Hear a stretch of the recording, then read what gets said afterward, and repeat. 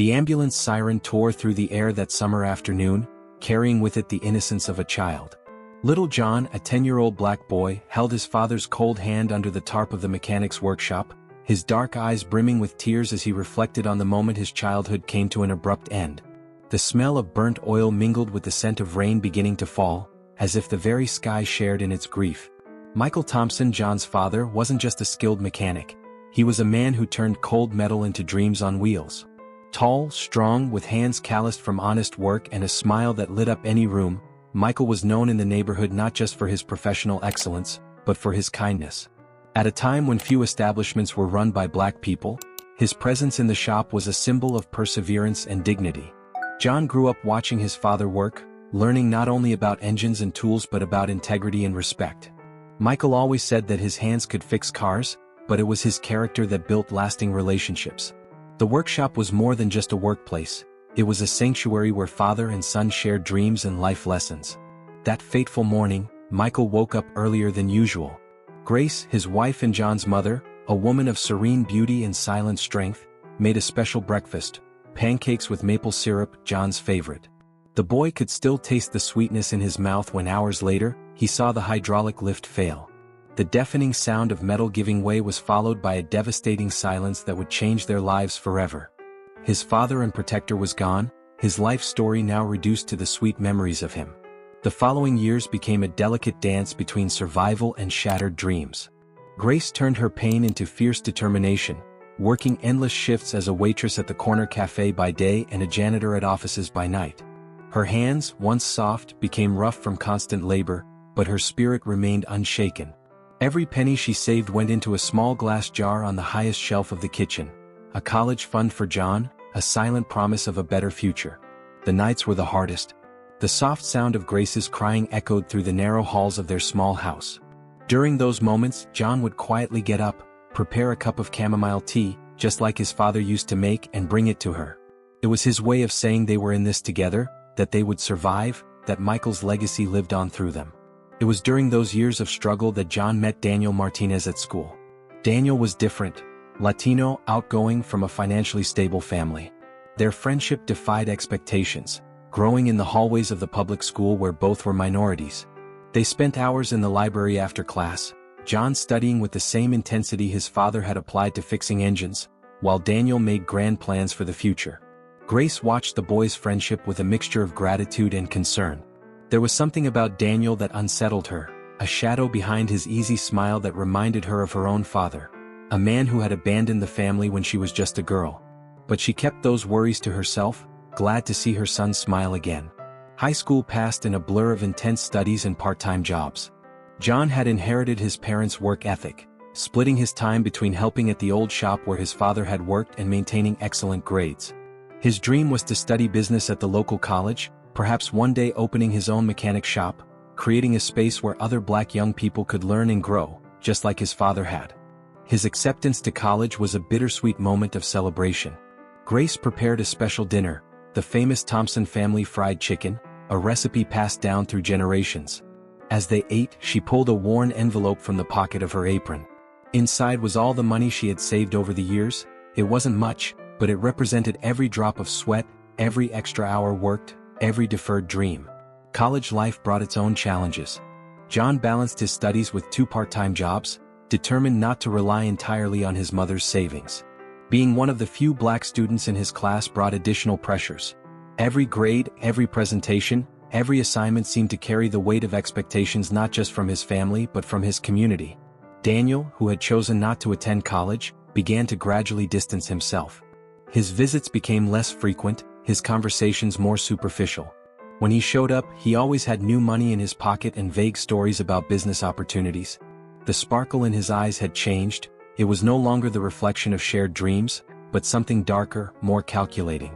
Then came that night, the night that would change everything. Daniel showed up at the Thompson small house unannounced, carrying a bottle of expensive wine and a smile that didn't reach his eyes. Grace was at work, doing overtime to help with the expenses for the next semester. The conversation flowed naturally at first, reminiscing about simpler times mixed with plans for the future. John was in the kitchen making coffee when the sirens started blaring. Within seconds, the front door was smashed in, and heavily armed police stormed the house. The drug package was found under the couch, far too obvious for someone actually trying to hide something illegal. John's fingerprints were all over it, the outer packaging, the small individual packets. Daniel had planned everything meticulously. The judicial system showed its cruelest face. Despite being a first-time offender with an exemplary record and recommendations from teachers, John was treated like just another statistic, another young black man in the American penal system. The judge, a man with cold eyes who barely glanced at the evidence of his character, pronounced the sentence with calculated indifference: 15 years. Grace was in court that day, her hands trembling as she held a rosary. When the handcuffs clicked around her son's wrists, something inside her broke. Her eyes, always so full of strength and determination, seemed empty for the first time. John tried to smile at her, tried to convey some kind of hope, but the words died in his throat. The first months in prison were a test of survival, not just physically but spiritually. The gray walls seemed to suffocate any hope. The constant noise, shouting, doors slamming, keys clinking, was an endless torture. But it was within the pages of legal books that John found his salvation. Every paragraph was a window to the world beyond the bars, each legal concept a tool to understand the system that had imprisoned him. Grace visited every week, never missing a single Sunday, bringing books, words of encouragement, and news from the outside world. She never mentioned how she had aged, how her hands trembled when holding the phone in the visitation room, or how her hair had turned completely gray. John noticed all of it, and each observation was like a knife in his heart. It was during one of these visits that Grace had the heart attack. John watched, powerless, through the glass of the visitation room as his mother, his rock, his strength, his last connection to the outside world, collapsed. The guards reacted quickly, but it wasn't enough. Grace Thompson left this world the same way she lived, fighting for her son until her last breath. Grace's death could have been the final blow, the breaking point that would turn John into just another statistic of the prison system. Instead, it became his turning point. With the money she left behind, that same jar now for a different purpose, he enrolled in an online law course. The nights became a mission, each page turned a tribute to the woman who sacrificed everything for him. His cell became an improvised office, where other inmates, mostly black and Latino like him, sought legal advice and often simply someone to listen. John began to see a pattern in the stories he heard. Lives interrupted by a system that seemed programmed to fail them, dreams shattered by institutionalized prejudice, families torn apart by disproportionate sentences. Now, 15 years later, John Thompson was once again standing before the gates of the state penitentiary, this time on the outside. The morning sun touched his face without the interference of bars, and the wind carried promises of a new beginning. His law degree, earned with distinction despite the impossible circumstances, was carefully folded in his backpack alongside a few faded photos. One of his father smiling next to a freshly repaired car, another of his mother on her high school graduation day. A yellow taxi slowly approached the curb. The driver, an older man with graying hair, looked at John with a mixture of curiosity and apprehension, a look he would have to get used to facing. But there was something familiar in those tired eyes, something that reminded him of the quiet kindness of his father. "Where to, son?" the driver asked, adjusting the rearview mirror to observe his new passenger. John took a deep breath, feeling the weight of 15 years begin to lift. His response came not with bitterness or a thirst for revenge, but with a quiet and unshakable determination. "To downtown," he said, a small smile forming on his lips. "I have a new life to build and many people to help." The taxi pulled away, leaving behind the gray walls of the prison. John watched through the rearview mirror as the building grew smaller, just like the weight in his heart. The future was uncertain, but for the first time in 15 years, uncertainty didn't bring fear, it brought possibilities. In his mind, he could hear his father's voice talking about impossible repairs, and his mother's voice reminding him that no matter how many times you fall, the important thing is to always get back up. The taxi weaved through the city streets as John observed the changes through the foggy window. 15 years had transformed his hometown into a place almost unrecognizable. New buildings stood where family homes once were, old stores had been replaced by modern cafes, and even the pace of the people seemed different, faster, more distant. "First time in the city?" asked the driver, a man named Robert, breaking the thoughtful silence. His eyes in the rearview mirror were kind, free from the judgment John was used to facing. "Actually, I'm coming home," John replied, his voice soft, carrying the weight of unspoken memories. "But the city has changed so much, it feels like a new place." Robert nodded, understanding. "Things change fast around here. But some things stay the same. like that old mechanic shop on William Street. The previous owner passed away years ago, but the place is still standing, though it could use a good renovation. John's heart skipped a beat. His father's shop still existed. His hands tightened around the strap of his backpack, where he kept his few belongings, some clothes, his hard-earned diploma, and dreams that not even 15 years of confinement could kill. "Can you take me there?" he asked, his voice trembling slightly. The taxi changed direction, and soon they were in front of a building weathered by time. The peeling paint barely revealed the name Thompson and Sons Garage on the sign. The windows were dusty and rusted chains kept the gate closed. But to John it was like looking into a mirror of the past. Memories flooded his mind, the sound of tools clinking, the smell of motor oil, his father's laughter echoing through the space. Right there, in that very spot, a 10-year-old boy had learned his first lessons on honor, hard work, and perseverance. "Do you want me to wait?" Robert offered, noticing the emotion in his passenger's eyes. John nodded, unable to speak. He walked toward the building slowly, his fingers brushing against the rough walls as if they could absorb the memories embedded in the concrete.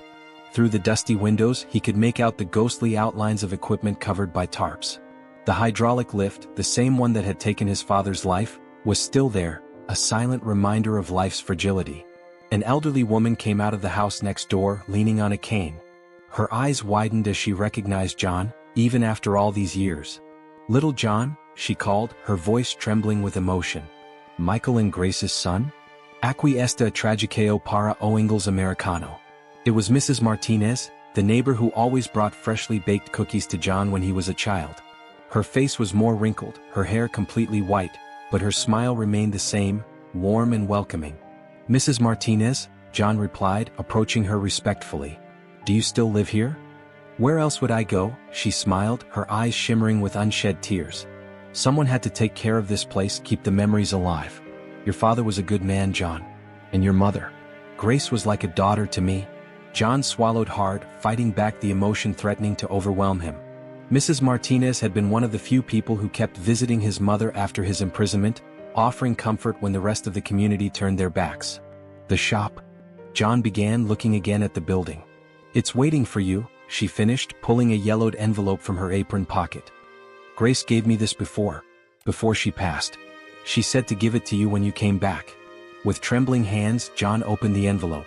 Inside was a letter written in his mother's delicate handwriting and the deed to the shop, made out in his name. His eyes scanned the words of the letter, each line a testament to Grace's unconditional love. "My dear son, if you are reading this, it means you are finally free. Free to start over, free to dream again. Your father always said that this shop was more than just a business. It was a place of transformation, where broken people found repair, where dreams were built piece by piece. The shop is yours now, John. Do with it what your heart tells you. Your father would be proud of the man you have become, even in the most difficult of circumstances.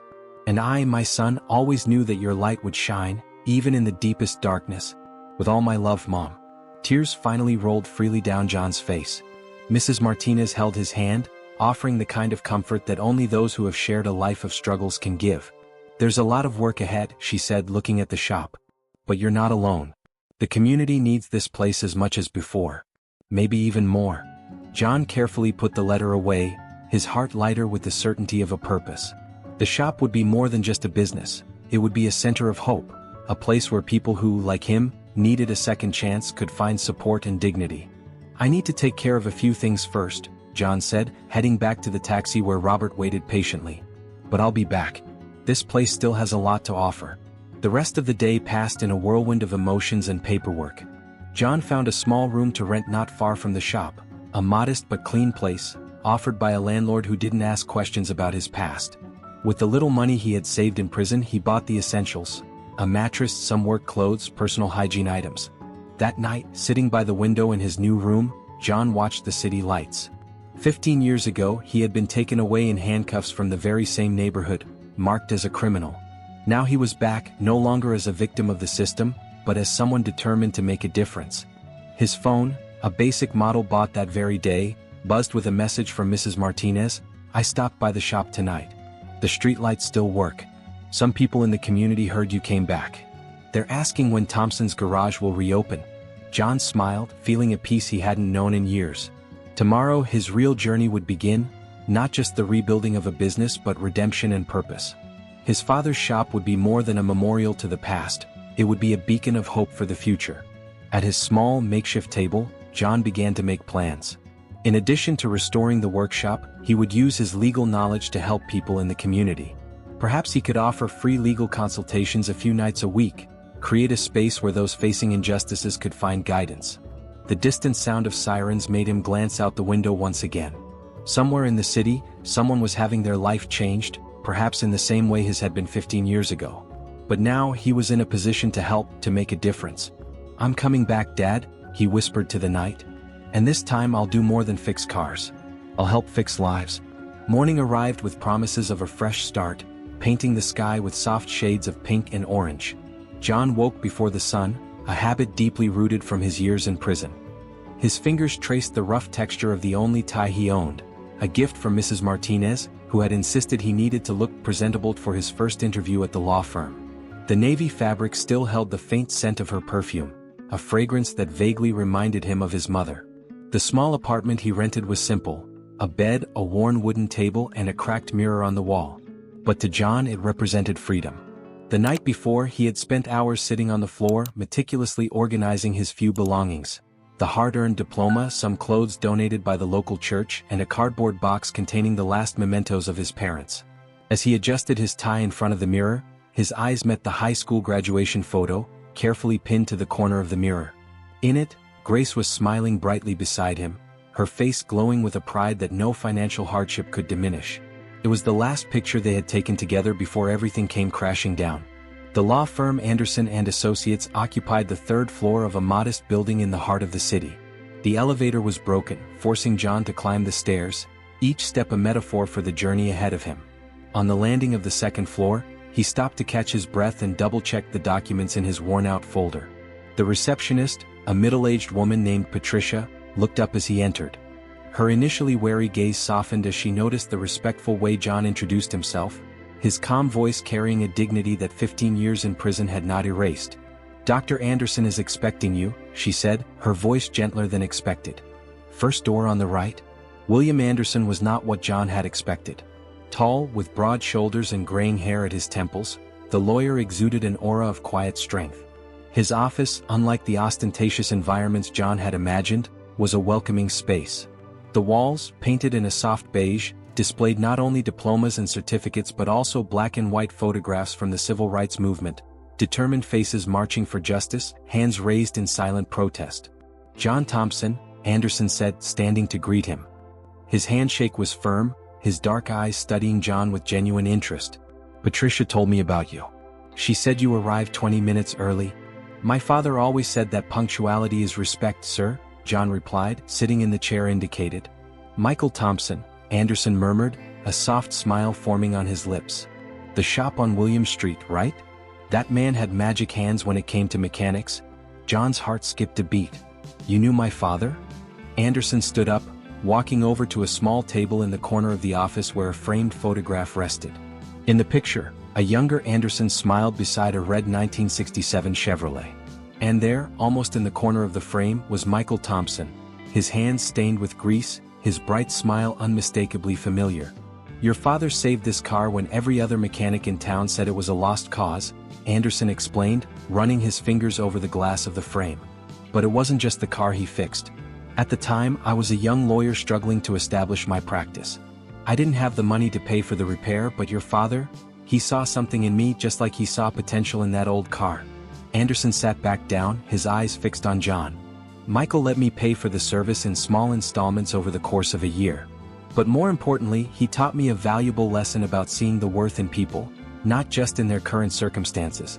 The words hit John with force. This was exactly how his father lived. Always looking beyond the surface, always believing in the potential of people. "I read your academic record," Anderson continued, picking up a folder from the desk. "Exemplary grades, especially considering the circumstances. But tell me, John, why did you choose law? Why not give up on a system that wronged you so much?" The question hung in the air for a moment.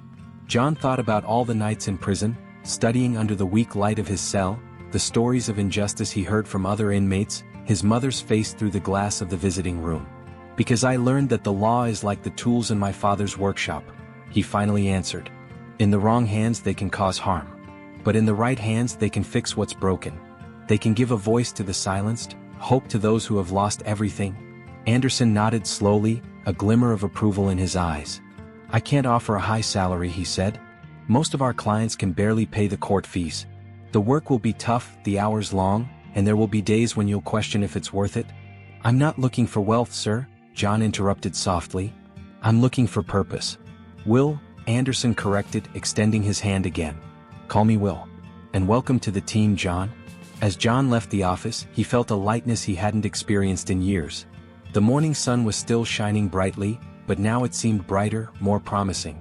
He decided to walk to the shop, his mind buzzing with possibilities. On the way, the smell of fresh coffee drew him into a small establishment. The Café de Esperanza was a modest place, with worn formica tables and a counter that had seen better days. But there was something welcoming about the atmosphere, something that reminded him of the breakfasts of his childhood. Lisa, the young waitress, had the same tired but determined eyes that John remembered seeing in his mother. When he ordered a coffee, she served it with a genuine smile, the kind of smile that doesn't judge, that doesn't ask questions. The conversation flowed naturally. Lisa talked about her brother, Marcus, who had just gotten out of prison and was struggling to find work. John shared his own story, and for the first time he realized how his experience could serve as a beacon for others. You know what's the hardest part? Lisa asked, refilling John's cup. Seeing how people look at him as if he's always going to be defined by the worst moment of his life. The word struck a chord in John. Sometimes all someone needs is a chance, he replied. Someone who looks beyond the criminal record, beyond the mistakes of the past. That same afternoon, while working on the restoration of the shop, John began to see how all the elements of his life were intertwining into a larger purpose. The workshop wouldn't just be a business, it would be a center of transformation, a place where broken people could find repair, where second chances would be born. The news of his return spread quickly through the community. People began to show up, some offering help with the renovations, others seeking legal advice, many simply wanting to share stories about Michael and Grace Thompson. Each story was a thread weaving into a greater tapestry of hope and redemption. Among the visitors, one young man in particular touched John's heart. Kevin, 17 years old, appeared one rainy afternoon, drenched and frightened. He had been caught with drugs at school, a painfully familiar story to John. But something in the boy's eyes, a mixture of fear and determination, made him see that this was his chance to break the cycle. No one's gonna believe me, Kevin said, his voice trembling. I'm just another black kid from the wrong side of the city. John set down the wrench he was holding and sat next to the boy. I believe in you, he said firmly.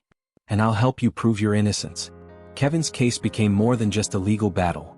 It became a symbol of everything John wanted to accomplish. Working with Anderson during the day and investigating the case in his spare hours, he began to see how his own experiences had prepared him for this moment. At night, after the last customer left the shop, John often found himself sitting in his father's old chair, surrounded by files and law books. On the freshly painted wall, the photograph of his parents smiled beside his diploma, a constant reminder of where he had come from and where he was headed.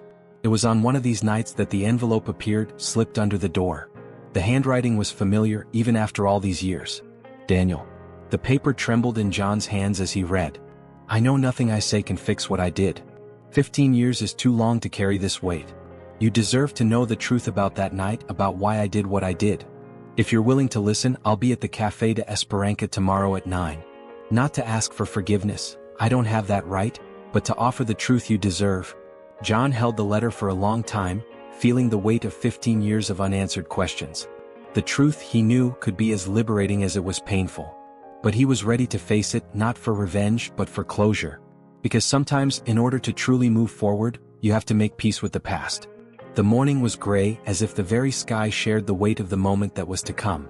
John arrived at the Café de Esperanza half an hour before the agreed time, choosing a table at the back that allowed him to observe the door. His hands wrapped around a coffee cup that remained cold, untouched, as his mind wandered through 15 years of unanswered questions. Lisa, sensing his tension, kept the coffee pot close, silently offering support with her discreet presence. The café was nearly empty at this hour, only a few regulars scattered about, lost in their own worlds. When Daniel entered, time seemed to freeze.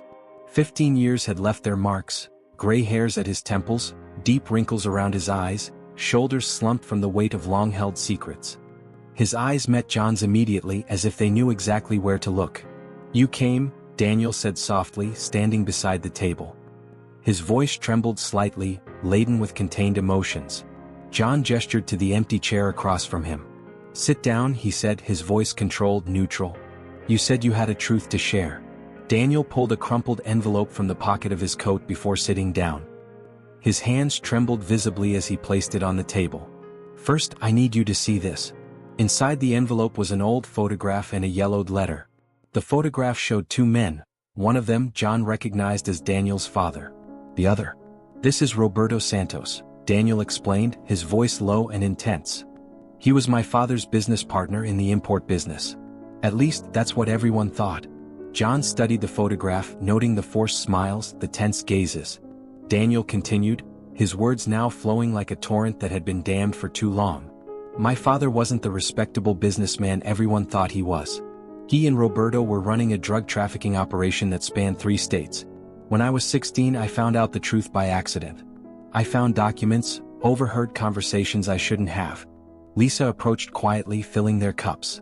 Daniel waited until she stepped away before continuing. "At first I tried to ignore it. You were my best friend, John. In your house, with your family, I found the kind of peace I never had at home. Your father, Michael, treated me like a son. Grace fed me, cared for me. You were the family I wished I had." John felt his throat tighten. "So why?" The question that had tormented him for 15 years finally slipped out, laden with suppressed pain. Daniel ran his hands over his face, silent tears streaming down his cheeks. "Roberto found out I knew. He gave me an ultimatum: either I proved my loyalty to that family business, or they'd go after the people I loved. He mentioned you specifically, John. He mentioned Grace." The coffee in John's cup trembled as his hands clenched tightly around it. Daniel continued, his voice breaking. "I was 18, terrified. I thought that if you got arrested for something smaller, you'd be safe. Roberto wanted to use the workshop as a distribution point. If you were out of the way, they'd leave your family alone. At least that's what they made me believe. You ruined my life to protect me?" John's voice was rough, disbelief mingled with old, simmering anger. "I was young and stupid," Daniel replied, his voice cracking. "When I realized the terrible mistake I had made, I tried to fix things. I went to the police, tried to tell the truth. But Roberto had connections. The next day they found my father dead. Suicide, they said. The message was clear." John closed his eyes, letting the words sink in. Memories of his childhood with Daniel flashed through his mind. Afternoons studying together, shared dreams, laughter that now felt like it came from another life. "After Grace?" Daniel hesitated, the pain evident in his voice. "After she passed away, I couldn't live with the guilt anymore. I left the country, spent years trying to find the courage to face what I had done. Roberto died last year, cancer. With him gone, I can finally tell the truth without putting anyone else in danger." John opened his eyes, studying the broken man in front of him. Where he had once seen nothing but a traitor, he now saw someone who had also been a victim of circumstances beyond his control. The anger he had nurtured for so many years began to shift into something more complex.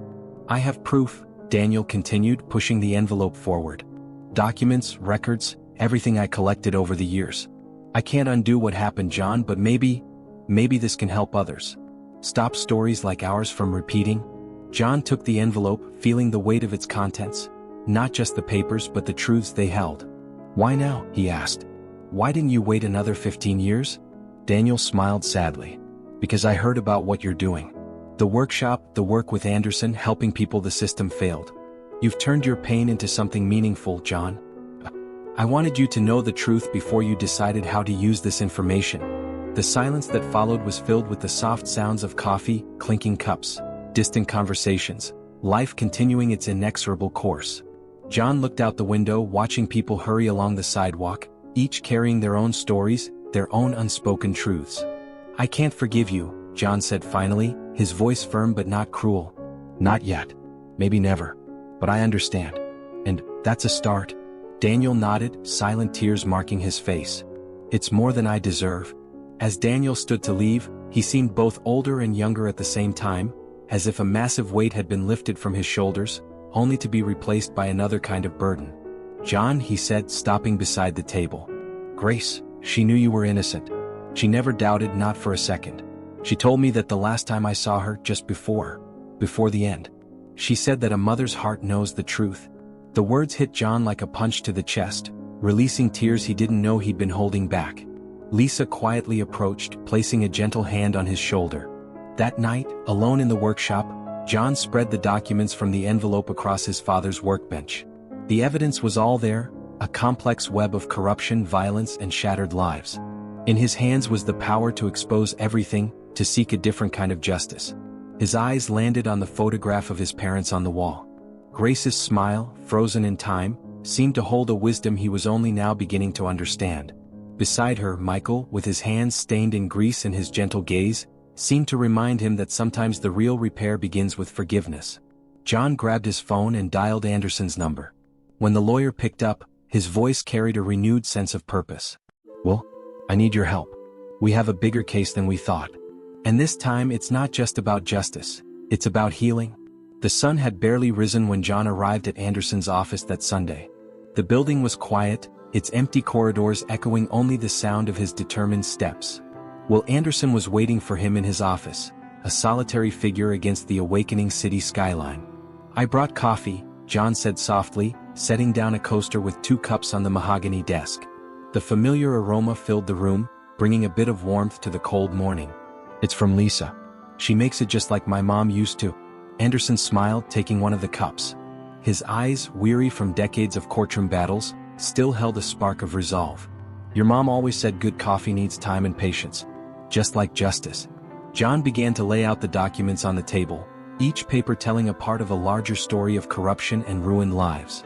Photographs, financial reports, testimonies, the evidence Daniel had gathered over the years formed a mosaic of pain and betrayal. "Roberto Santos built something deeper than a criminal empire," Anderson commented, studying the papers. "He created a system that feeds off the vulnerability of people. Young people like you, like Kevin, they're not accidents. They're carefully chosen targets." John picked up a recent photograph showing teenagers being arrested in front of Lincoln School. Among them was Kevin, his young face marked with fear and confusion. "It's the same pattern," he said, his voice heavy with a mix of anger and sadness. "They look for boys with potential, with struggling families, with dreams too big for their resources. Then they offer a choice that isn't really a choice." Anderson stood up, walking to the window. The city stretched out below them, its streets still quiet on that Sunday morning. "We're going to need help," he finally said. "People willing to risk everything for the truth. And we need to be careful. Santos' organization may have lost its leader, but it still has sharp claws." "I have an idea," John replied, his eyes fixed on the photograph of Kevin.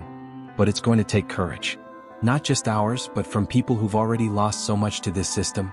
The next morning, the Thompson workshop was transformed.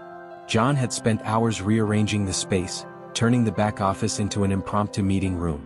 His father's tools still adorned the walls, silent witnesses to a new form of rebuilding. Lisa arrived first, bringing coffee and donuts from the cafe.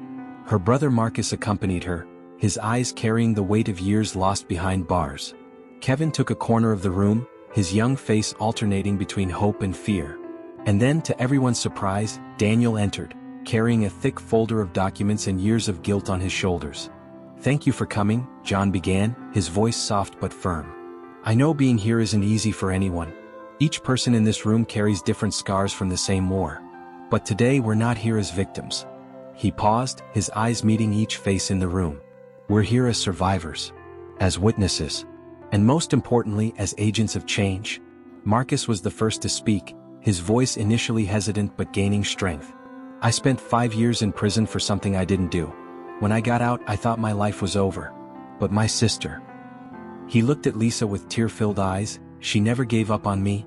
Lisa squeezed her brother's hand, silent tears streaming down her face. "It's not fair," she said. "It's not fair that good people lose years of their lives because of lies." Kevin shifted in his chair, gathering the courage to speak. "When they put the drugs in my locker, I thought no one would believe me. I'm just another black kid from the wrong side of town, you know? But then Mr. Thompson showed up at the station." John corrected gently. "Here we're all the same, Kevin. We're all part of the same fight." Daniel remained silent for a long moment, his fingers nervously drumming on the folder he had brought. When he finally spoke, his voice was laden with contained emotion. "What I have here," he said, opening the folder, "is just the tip of the iceberg. Santos' organization, They have people everywhere. Schools, the police, the justice system. It's not just about the drugs, it's a whole system designed to profit off the suffering of others. At that moment, Anderson arrived, accompanied by Rachel Torres, an investigative journalist from the local newspaper. Rachel was known for her integrity and courage in tackling difficult stories. Her dark eyes shone as she examined the documents spread out on the table. "This is pure dynamite," she murmured, adjusting her thin-rimmed glasses. "But we need to do this right. One misstep and the whole case falls apart." "That's why we're all here," John explained. "Each person in this room represents a different piece of the puzzle. Together we can not only expose the truth, we can change the system that allowed this to happen." In the days that followed, the Thompson shop took on new life. During the day, it remained a place where cars were repaired and young people learned an honest trade. John made sure to maintain that facade, not just as cover but because he believed in the transformative power of honest work. At night, however, the space transformed. Marcus and Kevin set up a mentorship program for at-risk youth, using their own experiences to identify and help teenagers being lured by the organization. Lisa turned the cafe into a safe meeting place, where information was exchanged and plans were made. Daniel, seeking redemption through action, used his insider knowledge to identify patterns and prevent other families from being torn apart. Every small victory, a young person kept out of the clutches of crime, a family kept together, was celebrated as a collective triumph. One afternoon, while John worked on an old car, a Chevrolet that reminded him of the first vehicle his father had taught him to repair, he heard familiar voices coming from the shop entrance. It was Mrs. Martinez, her small but determined figure accompanied by a younger woman and a teenager. "John," called Mrs. Martinez, concern evident in her normally cheerful voice. "This is Maria and her son Carlos. They need help." "Our help?" Maria held a crumpled envelope tightly, her knuckles white from the pressure. Her eyes carried the weight of sleepless nights, but there was a fierce determination in her posture. The determination John knew all too well, that of a mother fighting for her child. "I found this in Carlos' room," she said, handing over the envelope with trembling hands. "They're threats. They want to use my son like they've used so many others. But I won't let them destroy our family like they've destroyed so many others." John looked at Carlos, 16 years old, the same frightened look he had seen so many times in the mirror during his days in prison. But there was strength there too, the same strength he now saw in Kevin and Marcus' eyes. "You did the right thing coming here," John said, guiding them into the shop. "You're not alone in this fight anymore. We won't let any more families be destroyed by this system." That night, after everyone had left, John stayed alone in the workshop. His father's tools softly glowed under the lights, silent witnesses to so many stories of brokenness and repair. On the wall, the photo of his parents seemed to smile in approval. He picked up the phone and typed a message to Anderson. "We need to speed up the process. More families are at risk. It's time to bring everything to light." The response came almost immediately. Rachel finished the article. "It's going to print tomorrow. Get ready, the storm is coming." John looked out the workshop window, watching the city lights beginning to flicker on. Somewhere out there, powerful people were about to discover that their shadows were no longer safe. That the truth, like oil in water, always finds its way to the surface. He took the photo of his parents from the wall, his fingers gently tracing the smiling faces of Michael and Grace. "We're almost there," he whispered. "Your legacy goes beyond fixing cars. We're fixing lives, fixing futures." The distant sound of sirens cut through the night, but this time, it didn't bring fear to his heart. Now the sirens were a reminder of the battle still to be won. A battle he no longer fought alone, but with an entire community by his side. People willing to stand up for truth, for justice, for the possibility of redemption. On his desk, Rachel's article awaited its final adjustments. The title was simple yet powerful: "The Price of Innocence: How a Corrupt System Continues to Destroy Young Lives." Below, a photo of the Thompson workshop, now transformed into a symbol of hope and resistance. John grabbed his coat, preparing for the cold night. Tomorrow would be a decisive day, a day when buried truths would come to light, when systems would be questioned, when lives could begin to change. But for now, there was peace in knowing that every small step, every story shared, every young life saved, was a victory over the darkness that once threatened to consume him. The morning that would change everything began with a peculiar silence. John held the newspaper in his trembling hands, the ink still fresh, staining his fingers. On the front page, the headline Rachel had written gleamed like a beacon of truth: "The Price of Innocence: How a Corrupt System Continues to Destroy Young Lives." The Hope Cafe was busier than usual. Lisa had reserved tables for everyone who was part of that journey. Marcus was there, his face tense but determined. Kevin sat near the window, his young eyes alternating between the newspaper and the street. Mrs. Martinez sat in her usual spot at the counter, her hands clasped in a silent prayer. "It's happening," Lisa whispered, placing a cup of coffee in front of John. "People are calling the newsroom. Other stories are coming to light." John's phone vibrated. It was Anderson. "The office lines won't stop ringing. Entire families wanting to tell their stories. We need you here." Before John could respond, the cafe door opened. Maria entered, holding Carlos' hand as if afraid he might disappear. Behind them, other families began to arrive. Fathers, mothers, brothers, all carrying their own versions of the same story of injustice. "I never imagined there would be so many of us," Maria said, her voice choked with emotion. "I thought we were alone." John stood up, feeling the weight of the moment. "We will never be alone again," he replied, his voice steady yet kind. "This is how change begins, when we realize that our individual stories are part of something greater." The day unfolded like a wave of transformation. At the Thompson workshop, John set up an improvised operations base. Anderson brought 2 more young and idealistic lawyers from his firm, just like he once was. Rachel arrived with a news crew determined to give voice to every story. Among the visitors, an elderly woman caught John's attention. Her name was Eleanor, and she carried an old photograph of her son. Thomas was 19, she said, her hands gently stroking the photograph. He dreamed of becoming a teacher. When they arrested him, they said they found drugs in his car. He died in prison 3 months later. I never believed the official story. John took Eleanor's hands, feeling the familiar pain in her words. Mrs. Eleanor will find out the truth. Not just for Thomas, but for all those who were silenced. Kevin, who had been helping organize the testimonies, shyly approached. Can I tell my story too? Maybe it will help other boys like me. Your voice is important, John replied, placing his hand on the young man's shoulder. Every story we share is a light that drives away the darkness. As the day went on, the Thompson workshop transformed into a sanctuary of long-held truths.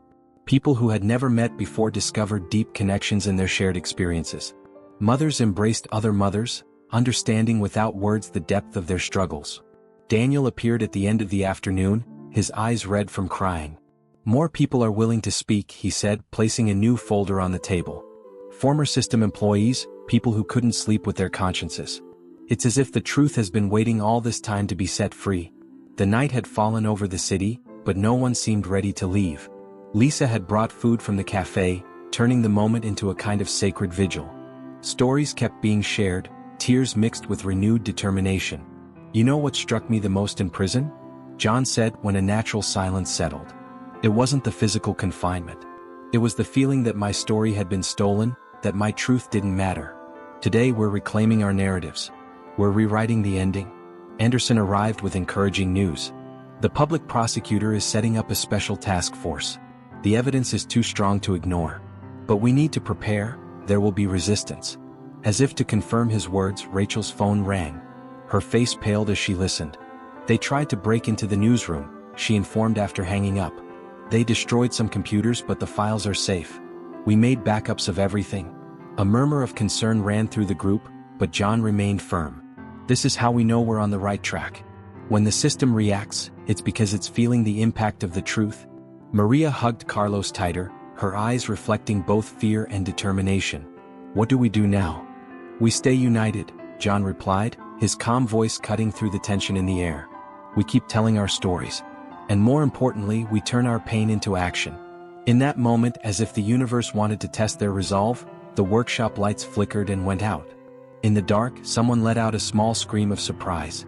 But before panic could set in, dozens of cell phones lit up, creating a sea of small lights. Look, Mrs. Martinez said softly. Even in the darkness, we're not alone. John walked over to the wall where the photo of his parents was hung, now illuminated only by the soft light of the phones. My father used to say that fixing cars wasn't just about tools and parts. It was about restoring possibilities, giving people back the chance to follow their path. While he spoke, electric company workers arrived to fix the problem. In minutes, the lights came back on brighter than before. This is what we're doing here, John continued. We're not just exposing injustices. We're restoring possibilities, rebuilding futures that were stolen. Rachel, who had been furiously typing on her laptop, looked up. Social media is exploding. People from all over the country are sharing similar stories. This is bigger than our city, it's a movement. The news brought a wave of renewed hope. Lisa began organizing support groups, creating a network for affected families. Marcus and Kevin established a mentoring program for at-risk youth. The Thompson garage was no longer just a place to fix cars, it had become a center for healing and transformation. When night had fallen and most people had left, John found Daniel sitting alone in the back of the garage, looking at an old photograph. "That's us," Daniel said, showing the picture. "On the last day of school before everything went wrong. We were so young, so full of dreams." John sat down beside him, studying the photograph. Two smiling boys, arms around each other's shoulders, the whole world ahead of them. "We can still achieve some of those dreams," John said softly. "In a different way perhaps. But there's still time to make a difference." Daniel wiped away a solitary tear. "How do you do it? How can you look at me and see anything beyond the man who destroyed your life?" "Because I learned that the real prison is carrying hate in your heart," John replied. "And because I understood that your story, like mine, like everyone who came through here today, is more complex than it seems at first glance." A noise at the entrance of the garage caught their attention. It was Anderson carrying more folders. "We've got work to do," the lawyer announced. "Tomorrow will be another day of battle. But today we took the first step to change the system." John looked one last time at the photo in his hands before returning it to Daniel. On the wall, his parents' picture seemed to smile in approval. The road ahead would be difficult, but for the first time in a long time, he felt he was exactly where he should be, doing exactly what he should do. "Let's go home," he said, standing up. "Tomorrow we begin rebuilding not just stories but entire lives." A year had passed since that night at Thompson's garage. Autumn painted the streets in golden hues, and the fresh morning air carried promises of new beginnings. John adjusted his tie, no longer the only one he owned but still his favorite, a gift from Mrs. Martinez, while watching the crowd gathering outside. His father's old garage had been transformed. The walls, now painted in a soft blue, housed not just tools but stories of hope. A new sign shone above the entrance: Thompson Community Center, Workshop of Dreams and Justice. "Nervous?" Lisa asked, approaching with a cup of coffee. Her gentle smile carried the wisdom of someone who had seen extraordinary transformations happen in this space. "A little," John admitted, accepting the coffee. "I never imagined we'd come this far." The official inauguration of the center was scheduled for that morning. What had started as an auto repair shop and an informal meeting point had grown into something bigger, a place where justice and healing walked side by side. Kevin, now 18 and about to start law school, was arranging chairs with other young people from the mentoring program. His case had been one of the first to be reopened and dismissed, clearing his name and paving the way for others. "Mr. Thompson," he called out, his face lit up with a proud smile. "The families have started arriving." John watched as the space filled up. Maria and Carlos were there, along with Eleanor and dozens of other families whose lives had been touched by the center's work. Mrs. Martinez, in her place of honor in the front row, had tears in her eyes as she watched the place she had guarded for so many years take on new life. Anderson arrived accompanied by Rachel, who had won an investigative journalism award for her series of reports. But more important than professional recognition was the real impact of her work: dozens of cases reopened, lives restored, a system forced to face its own failures. "Ready?" Anderson asked, placing his hand on John's shoulder. His hair was grayer now, but his eyes shone with the same determination as always. Before John could answer, a movement at the entrance caught his attention. Daniel was there, hesitant, holding a package in his hands. Next to him, to everyone's surprise, was Thomas, Eleanor's son, very much alive and quite different from the old photo his mother carried. "He was alive," Daniel explained when John approached. "Roberto Santos faked his death in prison, gave him a new identity. That's how they silence people. But Thomas never forgot who he was, never stopped looking for a way back." Eleanor let out a muffled cry upon seeing her son. The moment mother and son embraced, after so many years believing they would never see each other again, filled the room with palpable emotion. "How?" John asked, his voice trembling slightly. "After the story was published, I started receiving anonymous messages," Daniel explained. "People wanting to share secrets, fix old mistakes. One of them led me to Thomas."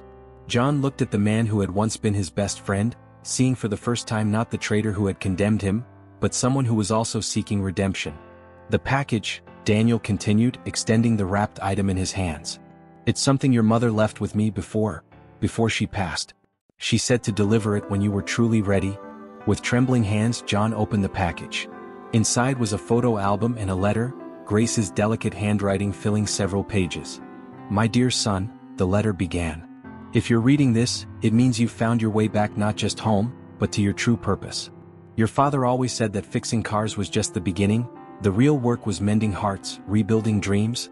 John's voice faltered, silent tears running down his face. Lisa moved closer, offering quiet support with her presence. The album contained photos John had never seen, his father teaching mechanics to neighborhood youth, his mother organizing community dinners in the old garage. The last page showed the complete Thompson family, smiling in front of the newly opened garage. "Your parents were already doing this," Mrs. Martinez said softly. "Transforming this place into more than a garage. It was a refuge, a place of hope. You're just continuing their legacy in a way they could never have imagined." John wiped away his tears, feeling a peace he hadn't experienced in a long time. Looking at the gathered crowd, familiar faces and new ones, all united by a shared story of pain and hope, he understood that he had found something greater than justice. He had found purpose. The inauguration ceremony was simple but deeply meaningful. Kevin and other young people from the program spoke about how the center had changed their lives. Families shared stories of healing and renewal. Anderson announced the creation of a legal foundation to continue the work of reforming the judicial system. "This place," John said in his speech, "isn't just mine or my family's. It belongs to everyone who has ever felt their voice was silenced, their story denied. Here we build more than justice, we build community." After the ceremony, while people talked and shared memories, John found a moment of quiet in his father's old office. On the wall, next to his parents' photo, there were now other images: Kevin at his high school graduation, Maria and Carlos smiling in front of the center, Eleanor embracing Thomas, precious moments of transformed lives. Daniel knocked softly on the door. "May I come in?" John nodded, gesturing to the chair beside him. For a moment, they sat in silence, like in the old days when they were just two boys dreaming about the future. "You know," Daniel began hesitantly, "I spent years wondering what it would have been like if I had made different choices that night. But now I understand that we can't change the past, we can only learn from it and try to do better." "That's exactly what we're doing here," John replied. "Transforming pain into purpose, fear into hope." A sound of laughter from the main hall caught their attention. Lisa was organizing an impromptu small party, with coffee and Mrs. Martinez's famous cakes. Children ran between the adults, their laughter filling the space with a joy that seemed to wash away all the sadness of the past. "I think your parents would be proud," Daniel said softly. "Not just of you but of all of us. Of how we found our way back to each other." John smiled, taking his parents' photo from the wall.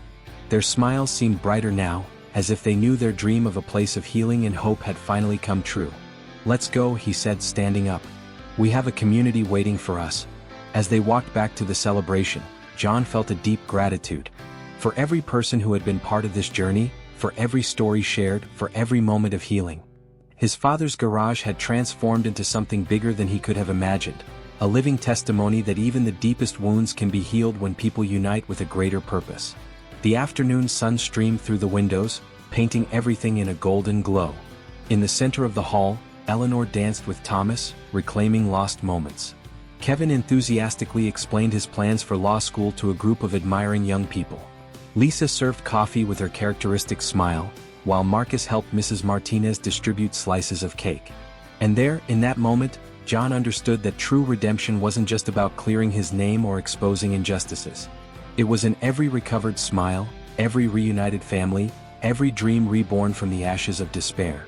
The Thompson garage had become more than a community center, it was a beacon of hope, a living testament that love, truth, and determination can transform even the most broken stories into something beautiful and meaningful. Every story carries the power to touch hearts and transform lives. If John's journey has touched you, if you identified with his struggle, his pain, and his ability to transform adversity into purpose, share your thoughts in the comments. Your story too can inspire others. Join our community on the Life Stories channel, where we share real narratives of extraordinary people who, like John, chose to transform their wounds into wisdom. Every like, every subscription, every comment helps us reach more people who need to hear these stories of hope and redemption. Remember, sometimes, The deepest stories are those that make us believe in second chances, in new beginnings and transformation. Our next story might be exactly what someone needs to hear today.